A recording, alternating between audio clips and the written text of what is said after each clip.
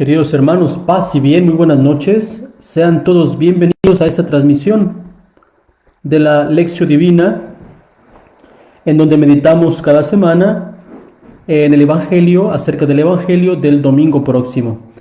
Estamos ya por concluir este año litúrgico del tiempo ordinario del ciclo A, donde básicamente, ustedes saben, cada ciclo nos acompaña con el anuncio de la presentación de las obras del camino de Jesús, desde que nace hasta su pasión, muerte y resurrección. Entonces estamos prácticamente en la recta final de este ciclo A, de este año litúrgico, por lo cual vamos a ver que en las siguientes semanas, a partir del día de hoy, ya nos estamos perfilando hacia una serie de evangelios que nos hablan un poco, nos orientan un poco hacia el final de los tiempos. Ya lo veremos inclusive con este evangelio, con esta parábola de Mateo que nos va a acompañar en esta semana 32 del tiempo ordinario. Entonces, de aquí en adelante vamos a escuchar este tipo de parábolas, este tipo de evangelios que nos acercarán a una temática del final de los tiempos, a una temática en donde las lecturas nos llevan hacia esta doble finalidad. Número uno, tenernos atentos hacia este tema tan grato a Jesús, este tema tan grato también al anuncio de Jesús de vigilia y de espera. Así como también este tipo de lecturas nos orientan al final de este año civil también, porque recordemos, empieza también una temporada muy grata, una temporada muy querida por todos nosotros, porque se concluye un año, se concluye un ciclo de esfuerzos, se concluye un ciclo de proyectos, se concluye un ciclo en el que hacemos un balance de nuestro trabajo, hacemos un balance de lo que hemos proyectado, hacemos un balance de nuestros logros. Todo esto al final del año, con estas fiestas importantes como la Navidad, antes de ello algunas fiestas marianas, antes de ello también alguna preparación, por supuesto, exhaustiva, como lo es el Adviento, a esta grande fiesta muy sentida por muchos de nosotros. Entonces, todo esto, si lo unimos, todo esto, si lo vivimos de manera congruente, de manera correcta, pues es por eso que nos ayudan muchísimo también este tipo de lecturas que nos orientan hacia un final, que nos orientan hacia la segunda venida de Cristo, que nos orientan hacia un balance y sobre todo nos orientan a un estar alerta, a un vigilar. Muy bien, estamos en la semana 32 del tiempo ordinario, entonces vamos a leer este texto del Evangelio que está en el capítulo 25, versículos del 1 al 13 del Evangelio de Mateo.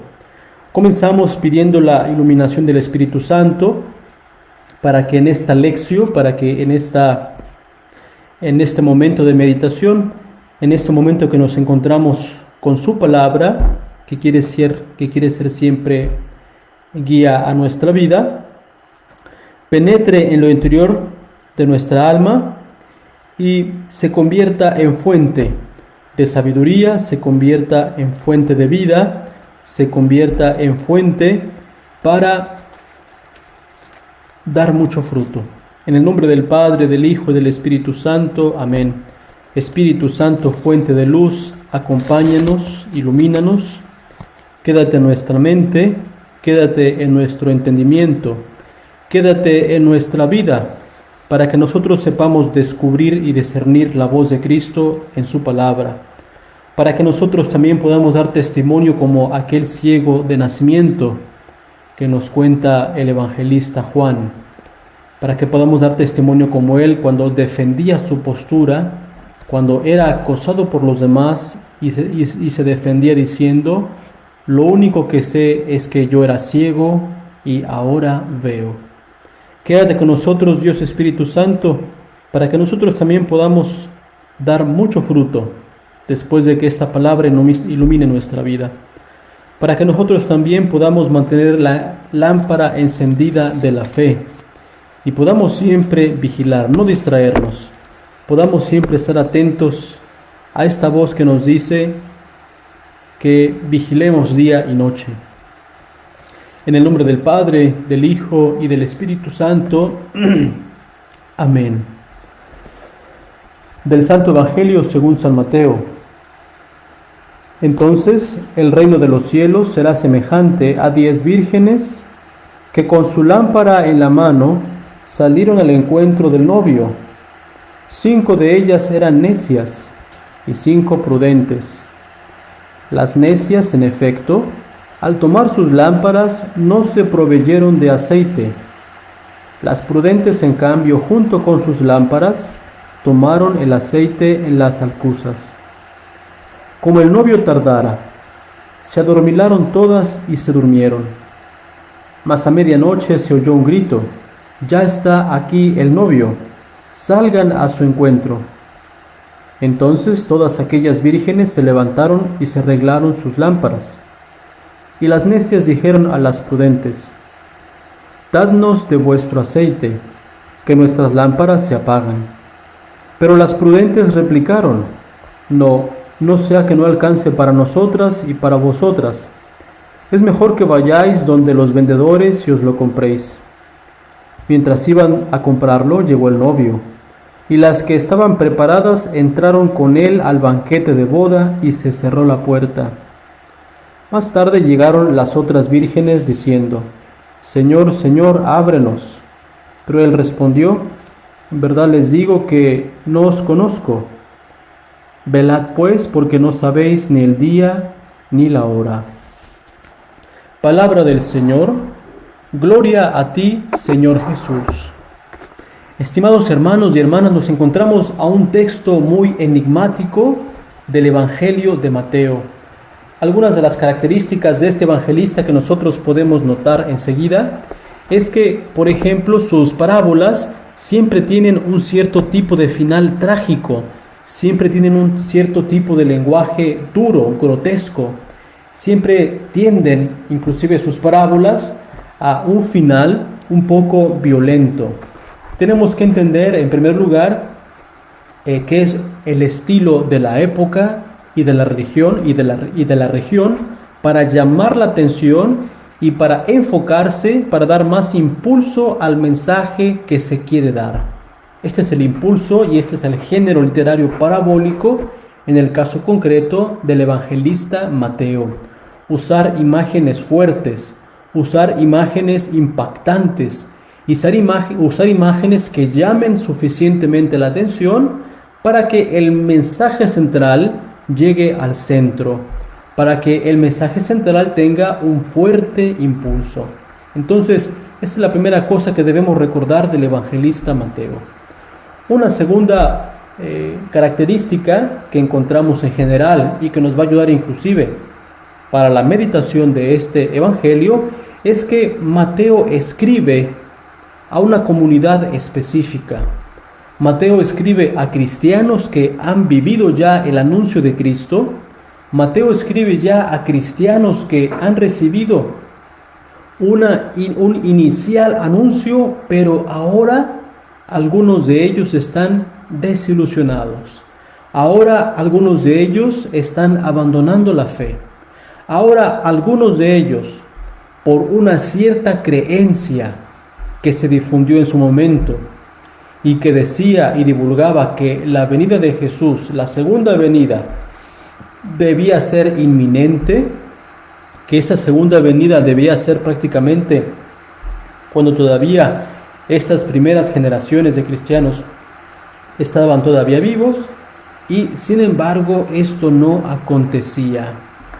Entonces ciertos cristianos se empezaron a desilusionar, ciertos cristianos se empezaban a apagar, ciertos cristianos prácticamente abandonaban las filas de la fe. Entonces, esta es otra motivación, esta es otra clave de lectura que tenemos que tener en cuenta también al leer esta parábola del evangelista Mateo. Para muchos escrituristas, para muchos estudiosos de la Biblia, La parábola de las 10 vírgenes es una de los textos más complicados, es uno de los textos de un poco difícil de acceso en general. ¿Por qué? Porque encontramos algunas incongruencias, encontramos también dificultades. ¿Por qué? Ustedes lo han visto cuando hemos leído este texto. Aparentemente es un texto sencillo, aparentemente es un texto que tiene un mensaje central directo y completo, aparentemente es un texto que a una primera mirada no daría complicaciones. Pero si lo desmenuzamos, pero si nosotros nos adentramos y tomamos literalmente la explicación de esta parábola o los eventos más bien de esta parábola, nos daremos cuenta de que hay ciertas incongruencias. La primera de ellas que podemos encontrar, por ejemplo, es que el primer grupo de vírgenes que tiene un aceite de reserva no comparte con las vírgenes imprudentes, no comparte con el otro grupo que no tomó a tiempo una reserva de aceite. Es decir, parecería una actitud egoísta, parecería una actitud de quien no quiere el bien de los demás, parecería una actitud poco fraterna. Tenemos aquí entonces una primera incongruencia. Hay una figura que hacen ahí estas vírgenes prudentes, una figura con un trasfondo un poco egoísta. Además también la invitación que hacen las prudentes a las otras a ir a un cierto punto de la noche, a una cierta hora de la noche, a comprar aceite. Es decir, no solamente no les comparten, sino que también las invitan a comprar a medianoche específicamente. Hoy, pocos lugares, por así decirlo, de comercio están abiertos a medianoche. Las hay, por supuesto, pero mucho menos al tiempo de Jesús. Es decir, es incongruente esta invitación de ir a medianoche a un negocio que seguramente ni estará abierto ni estará tampoco cerca. También estas 5 imprudentes no tenían su lámpara apagada, estaba medio encendida. Por ahí dice el texto que todavía estaban con dificultad esas lámparas encendidas, pero aún estaban encendidas. Otra dificultad que tenemos es que el texto termina diciendo o invitando a la vigilia. Sin embargo, en el texto, las 10, por la espera del novio, se quedan dormidas. Las 10 se quedan dormidas. Es decir, tenemos aquí también otra inconsistencia, otra cosa un poquito extraña que tenemos en este texto. Por otra parte, las 5 vírgenes que no tenían aceite de reserva consiguen este aceite, y una vez que tienen este aceite de reserva, resulta que ahora no son bienvenidas en el banquete nupcial. No son bienvenidas ahora, es más, no se les reconoce y a cierto punto las puertas de la fiesta permanecen cerradas y ellas quedan fuera. Entonces vean cómo hay demasiadas inconsistencias, demasiadas incongruencias a simple vista, así en este texto. Sin embargo, bueno, vamos poco a poquito a descifrar, vamos un poco a poquito acercándonos a el mensaje que nos quiere dar Mateo, y con ello se explicarán entonces estas aparentes incongruencias. Antes que nada tenemos que presentarnos una pregunta que nos introduce a este texto. La pregunta es esta: se habla de un cierto encuentro, de una cierta venida que tiene que hacer el esposo. Este esposo sin duda hace referencia, por supuesto, a Jesús. Pero ¿a cuál venida hace referencia? Nosotros hablamos, y como cristianos tenemos en cuenta que ha habido ya una primera venida del Salvador, que ha sido su descenso en la carne, su descenso en la vida humana, aquel descenso y aquel evento que celebramos en Navidad. Y después también hablamos de un segundo encuentro que tendrá fecha, que tendrá acontecimiento en la invitación definitiva a las bodas con el Cordero, lo que comúnmente llamamos una segunda venida. Entonces, en este texto, ¿de cuál de los dos eventos estamos hablando? ¿De una primera venida o de la segunda, la última, la definitiva, aquella invitación para siempre a las bodas del Cordero?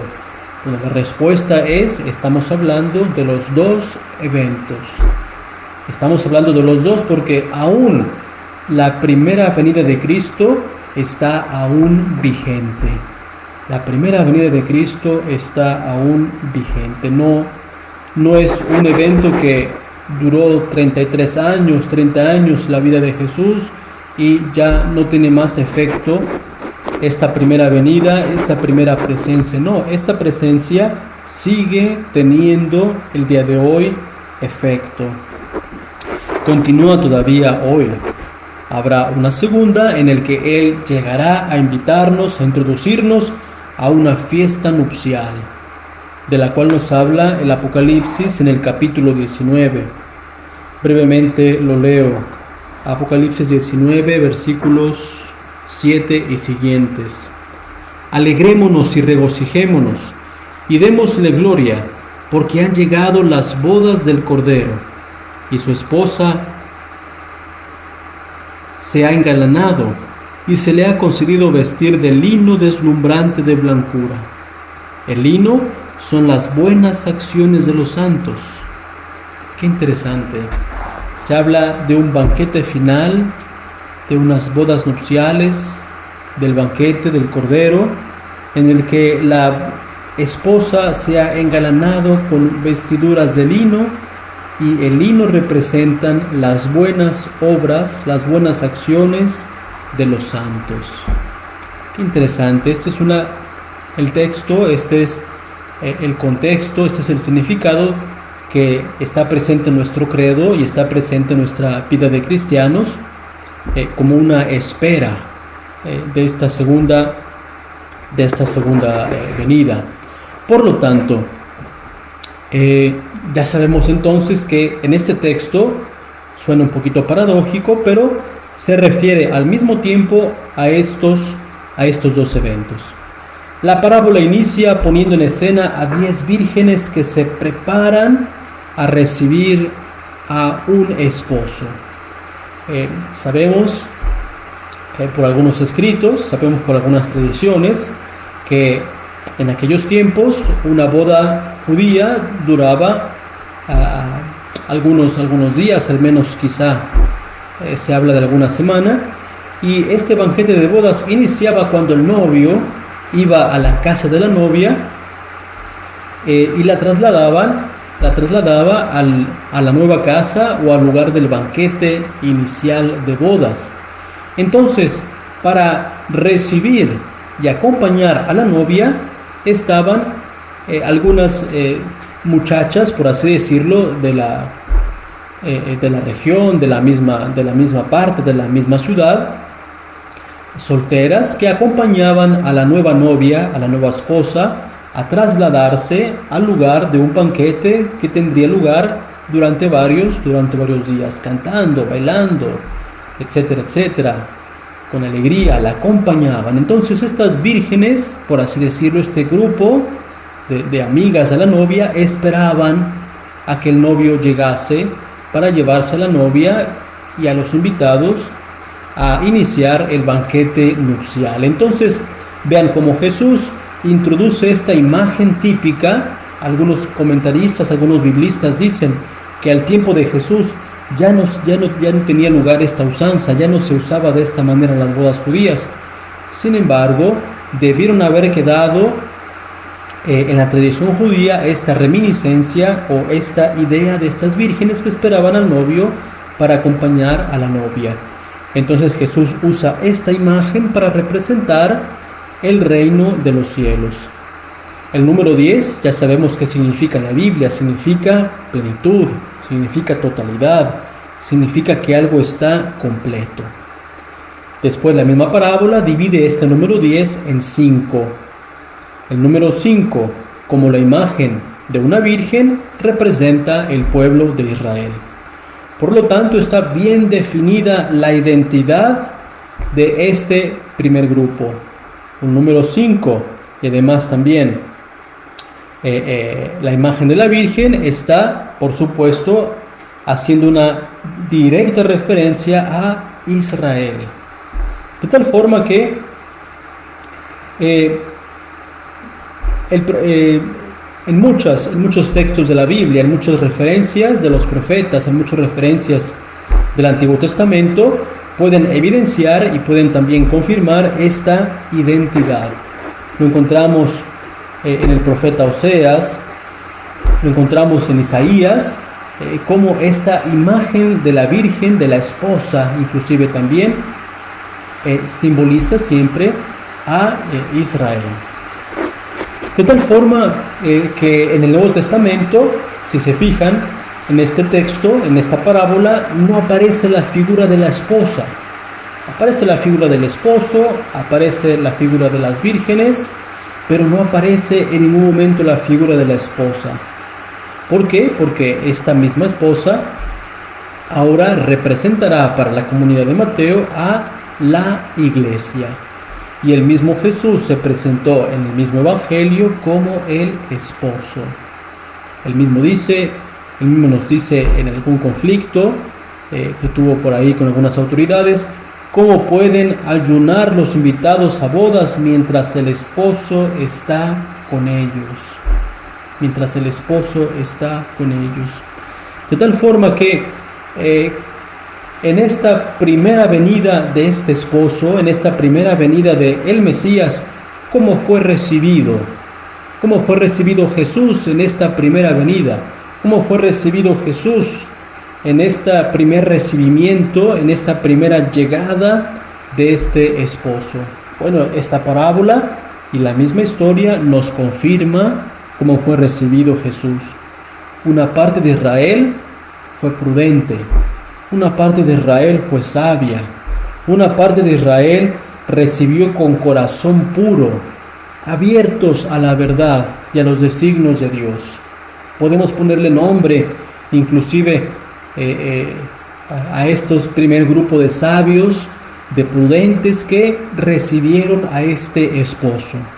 Hablamos de María, hablamos de José, hablamos de Simeón, hablamos de los profetas Simeón y Ana, hablamos a aquel grupo primitivo de Israel que ha reconocido al esposo en esta primera venida. También, por ejemplo, hablamos de los apóstoles, hablamos de esta primera comunidad cristiana que inicialmente fue constituida por algún resto fiel, de Israel. Y después, también por supuesto, hubo otra parte imprudente, hubo otra parte no previsora, hubo otra parte que no lo recibió. Si le queremos poner nombre evangélicos a estas personas, hablamos de Anás, hablamos de Caifás, de los sumos sacerdotes, de escribas, de fariseos, que se opusieron a las enseñanzas de Jesús y han rechazado a este esposo. Entonces el primer significado inmediato de esta parábola lo encontramos aquí inmediatamente cuando Israel, algunos han recibido bien este esposo y otros no.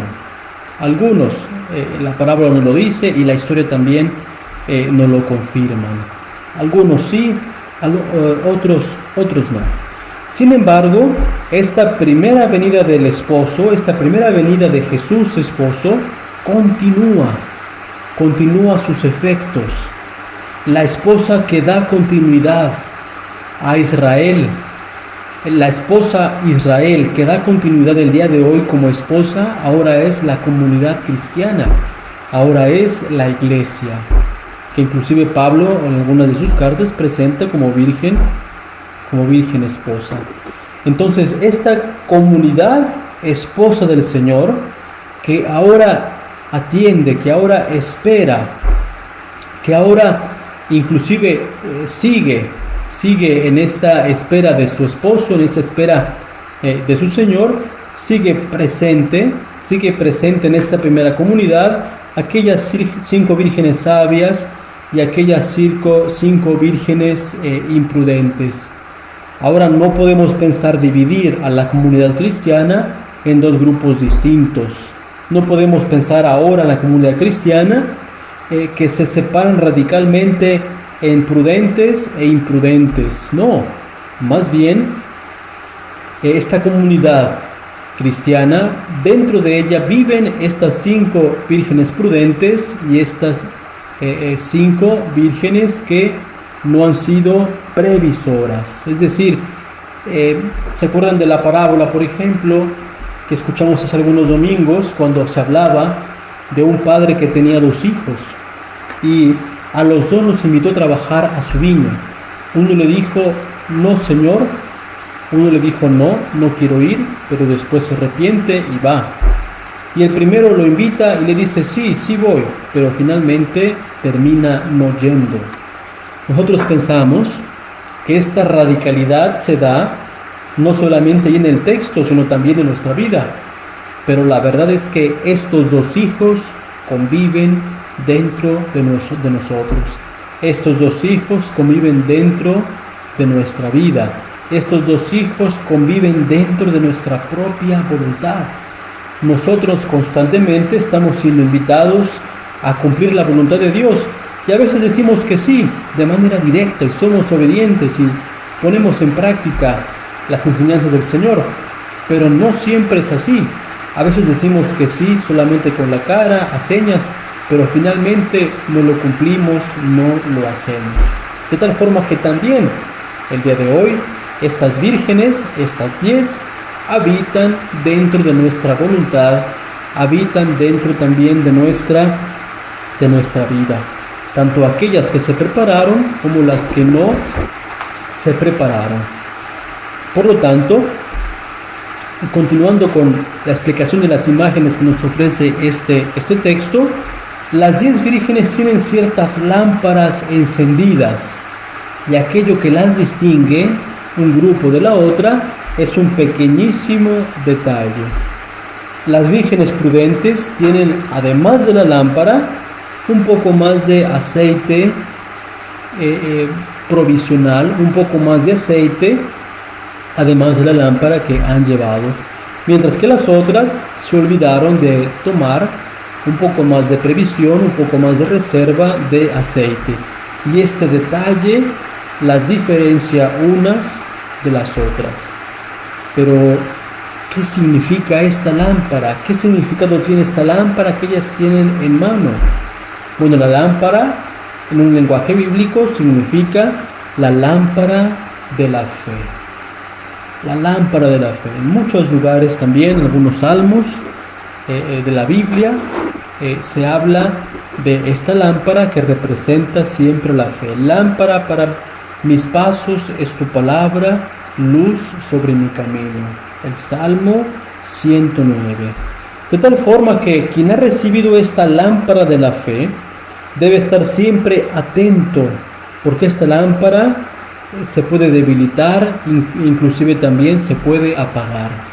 El día de hoy, en el rito del sacramento del bautismo, recordamos, los padrinos llevan, entre otras cosas, un pequeño cirio que se enciende de la lámpara, que se enciende del cirio pascual, que se enciende después de la Semana Santa y después también de la cincuentena pascual. Se enciende en 2 momentos muy específicos en la vida sacramental. Se enciende tanto para el sacramento del bautismo, y se enciende para los funerales. Qué bonita imagen, me encanta esta imagen del cirio pascual, y me encanta ver ahí el cirio pascual en estos 2 momentos de nuestra vida cristiana, tanto en el sacramento del bautismo porque los padrinos a un cierto momento, los papás, encienden este pequeño cirio que simboliza que la vida de fe ha iniciado en el bautizando, que significa que la vida de fe se ha encendido.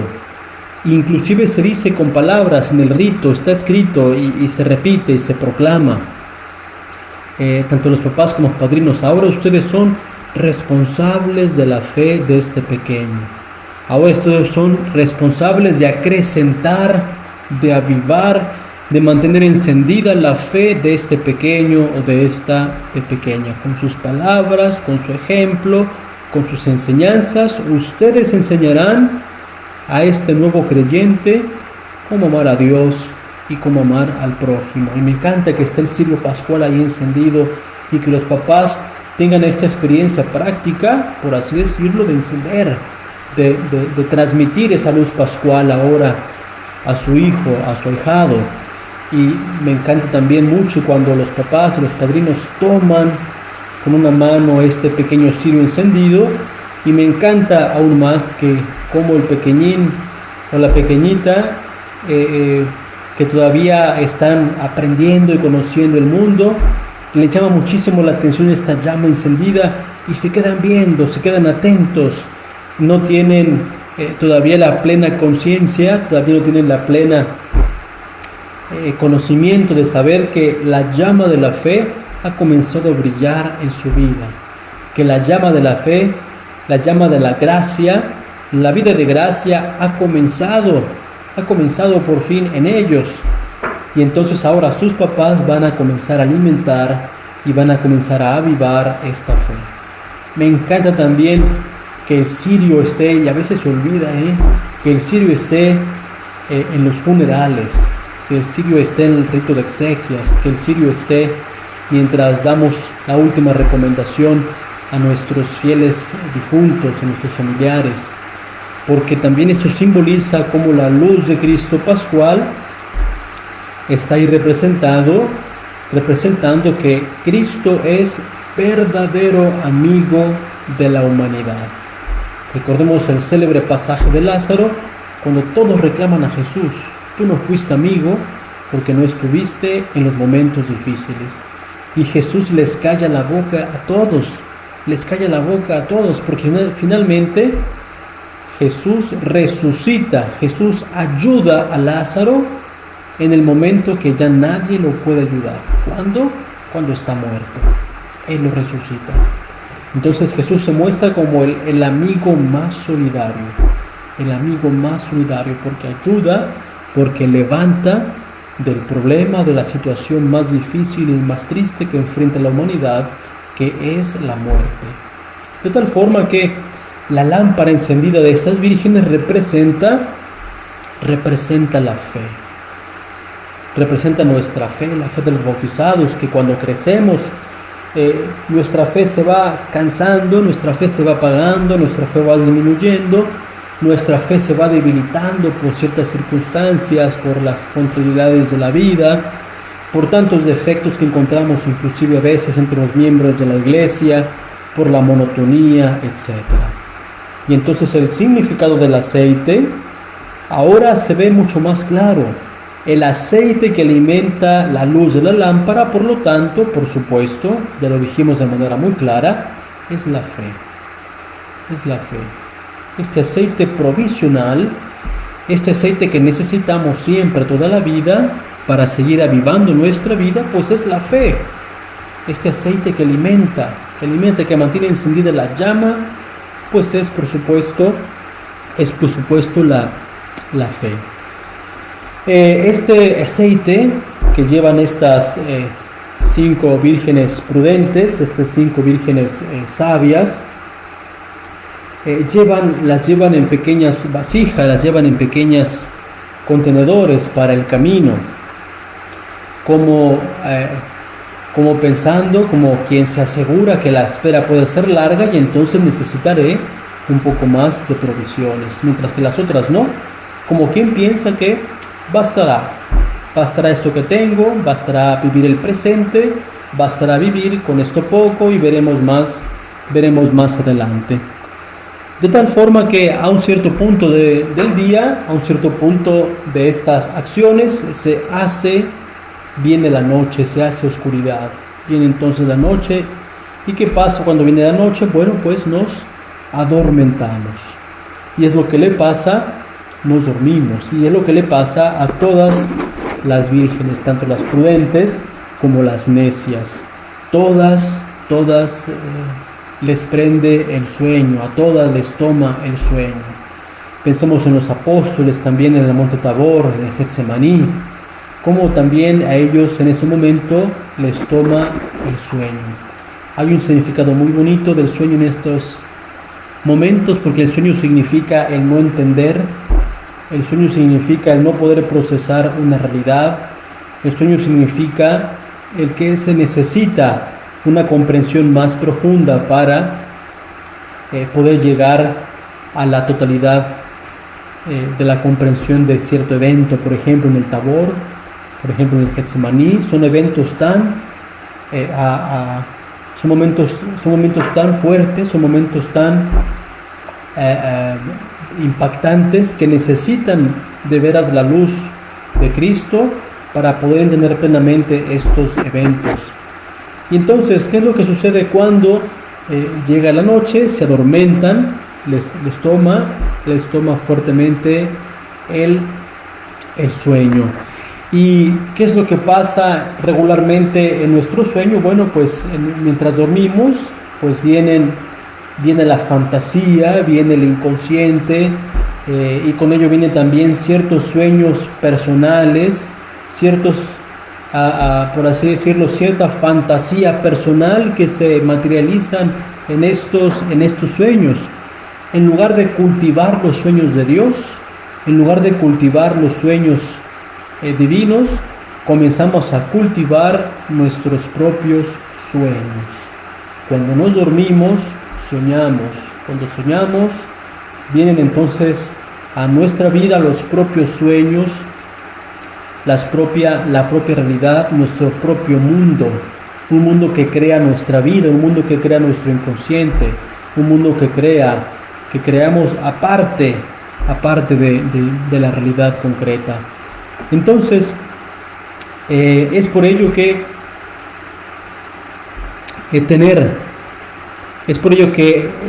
viene la importancia de tener presente que después de estos momentos en los cuales nos podemos dormir, todos tengamos a disposición este aceite que alimenta la lámpara de la fe. ¿Qué es lo que sucede a un cierto punto de la noche? Específicamente a medianoche, un grito se impone. Llega el esposo, salgan a recibirlo. Llega el esposo, salgan a recibirlo. Entonces las necias le dicen a las prudentes: denos un poco de ese aceite, porque nuestras lámparas se están apagando.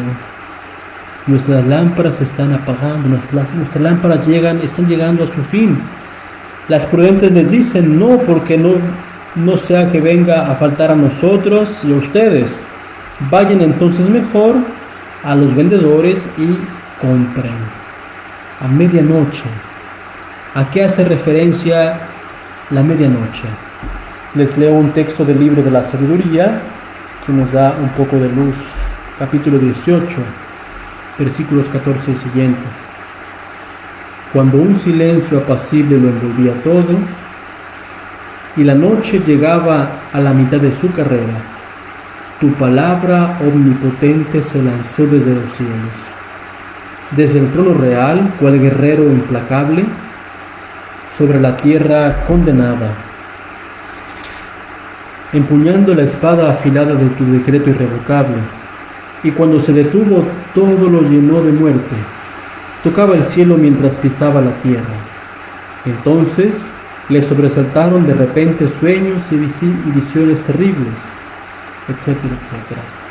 Es decir, el libro de la sabiduría está narrando la noche de la liberación de Egipto. A medianoche, la noche de la liberación de Egipto. Cuando un silencio apacible lo envolvía todo y la noche llegaba a la mitad de su carrera, la noche llegaba a la mitad de su carrera, tu palabra omnipotente se lanzó desde los cielos, desde tu trono real. Por lo tanto, la referencia de este grito, la referencia a la cual cita este texto a la medianoche, se refiere a la venida del esposo para liberar a la humanidad de todas sus esclavitudes. ¿Qué es lo que hizo Dios en aquella noche cuando su pueblo grita ayuda a su Señor que vivía esclavo en Egipto? El Señor libera. El Señor llega durante la noche a liberar a su pueblo. De tal forma que esta referencia fuerte hace referencia a este esposo que viene a liberar a la humanidad de todas sus esclavitudes, de todas las noches en las cuales se ha envuelto, de toda noche de violencia, de toda noche de injusticia, de toda noche de odio, de toda noche de rencores, de toda noche de remordimientos, de todas las noches que ha creado nuestro pecado e inclusive también nuestro egoísmo. Este esposo viene para sacarnos y para llevarnos a un mundo completamente nuevo. Y lo que es importante es recibirlo en esta venida, porque Él viene solo para liberarnos y llevarnos a una fiesta. Esta voz que grita, esta voz que irrumpe la noche, esta voz que lanza esta invitación a recibir a este esposo, es una voz importantísima, porque esta voz anuncia la liberación de toda noche en la cual está envuelta la humanidad, de toda noche, de toda violencia, de todo evento por lo cual la humanidad se ha ensombrecido o ha quedado envuelta en noches. Es una fuerte referencia a una noche de liberación. Por lo tanto, es un grito de gozo. Es un grito de gozo de quien ya está es un grito de gozo que está esperando, quien se proveyó un poquito más de aceite, quien se proveyó un camino de fe, quien se proveyó vivir su vida con fidelidad a la fe, quien se proveyó con esperanza a la venida de este esposo. Por lo tanto, es el Evangelio que cuando es recibido nos libera también hoy de toda esclavitud. Vean cómo esta primera venida del esposo está siempre activo. Está siempre activo.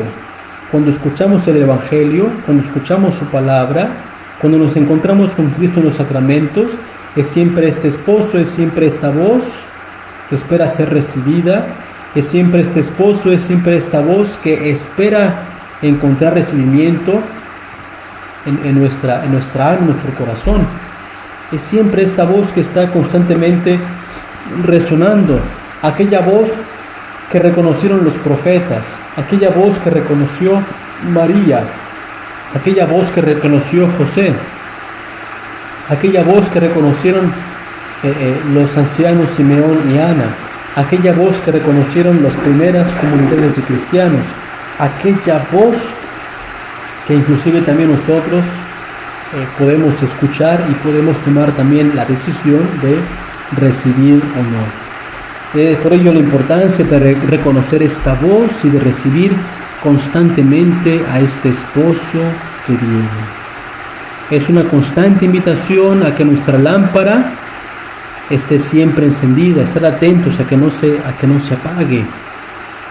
Es una invitación a tomar como alimento constante de nuestra fe la palabra de Dios. Es un alimento que cada uno tiene que tener para sí, tiene que proveerse para sí, porque nada puede ser sustituido, especialmente la fe. No podemos sustituir nuestra fe con la fe de alguien más. No la podemos sustituir. La fe que alimentamos, la fe que recibimos, la invitación que recibimos a vivir la fe de manera adulta, de manera consciente, no la podemos sustituir con la de alguien más. Por eso la negación de las vírgenes prudentes a dar de su propio aceite de reserva a las necias. Porque no se puede, no puedes compartir tu propia fe, tu fe personal con alguien más. Es una responsabilidad propia, es un empeño propio, es un trabajo y una invitación que se hace de manera personal. Y entonces finalmente aparece el esposo. Después de la invitación aparece el esposo y dice el texto que las vírgenes que estaban listas entraron con él a la fiesta de bodas. Y después la puerta se cerró. Más tarde entonces llegaron las vírgenes necias con un poco más de aceite y comenzaron a decir: Señor, Señor, ábrenos. Pero el Señor les dice: en verdad les digo que no les conozco. Y el texto estaba diciendo: estén en vigilia, velen pues entonces, porque no saben el día ni la hora. Este final un poco dramático, esta escena final un poquito fuerte, es de esta manera porque Jesús está recurriendo al lenguaje de los predicadores de su tiempo, un final dramático, un final fuerte, que tiene un objetivo muy concreto: tener presente que a un cierto punto de nuestra historia, este mundo concluirá. Tener siempre presente que a un cierto punto de nuestra historia personal, moriremos para este mundo, moriremos para esta realidad. Este es el momento del segundo encuentro con este esposo, un encuentro definitivo. Y el éxito de este encuentro, por lo tanto, depende de cómo hayamos recibido al esposo en su primera venida, en su primera venida en nuestra vida, cuando Él nos ha querido encontrar con su Evangelio.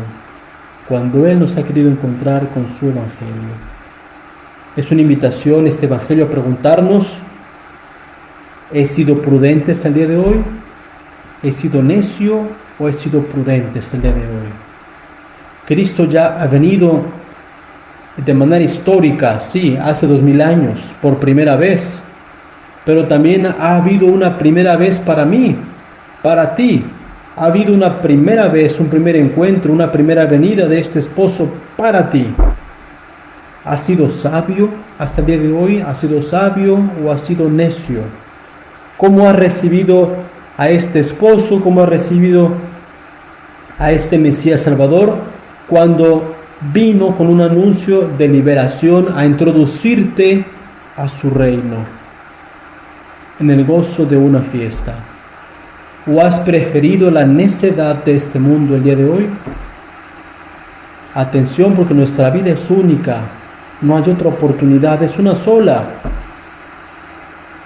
De tal forma que este texto, esta parábola, es una fuerte invitación también para que alimentemos constantemente la lámpara de la fe y permanezca siempre encendida por toda la vida, no dejarla apagar. El aceite de la palabra de Dios debe durar toda nuestra vida. Es una fuerte invitación para que nosotros pensemos que es solamente una única oportunidad para vivir. Hay una única oportunidad para vivir, hay una única oportunidad para hacer reflejo de nuestra vida de fe todos los años de nuestra vida. La parábola del rico Epulón y del pobre Lázaro es una bonita imagen al respecto, porque si se fijan, el reflejo de la vida de la cual se priva el rico Epulón, la encontrará después en el futuro. Es decir, ¿qué es lo que hizo el rico Epulón en la vida actual? Lo que hizo fue aislarse, Lo que hizo fue crear barreras. Lo que hizo este rico fue no ser compartido.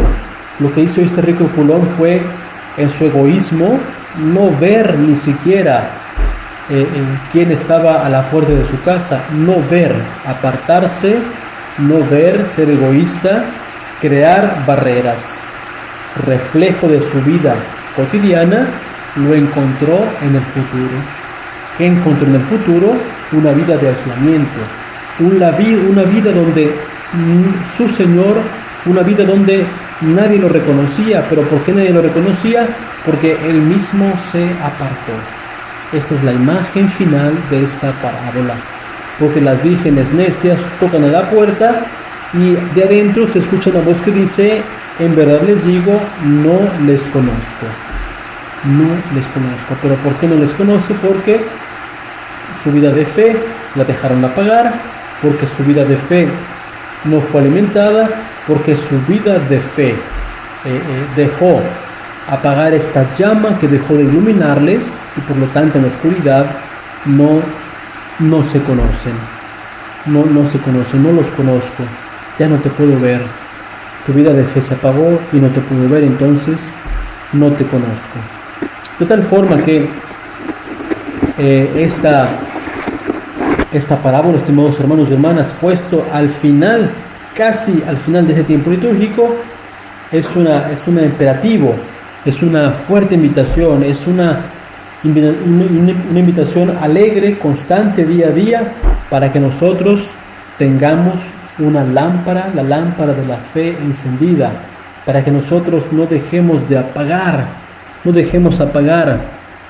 nuestra vida dinámica de fe, porque esta invitación hace referencia fuerte hoy y todos los días de nuestra vida, para que no nos dejemos seducir por las luces fulgurantes, las luces momentáneas, las luces que aparentemente dan momentánea felicidad, y con ello nos distraigan de una verdadera fiesta, nos distraigan de la verdadera fiesta de bodas, nos distraigan de la verdadera fiesta nupcial, nos distraigan de la verdadera fiesta que Cristo está por traer a nuestra vida. Entonces, por eso les decía que Mateo está escribiendo a una comunidad que por una parte está cansada, a una comunidad que por una parte ha dejado la fe, a una comunidad que por una parte necesita este impulso, necesita esta motivación, necesita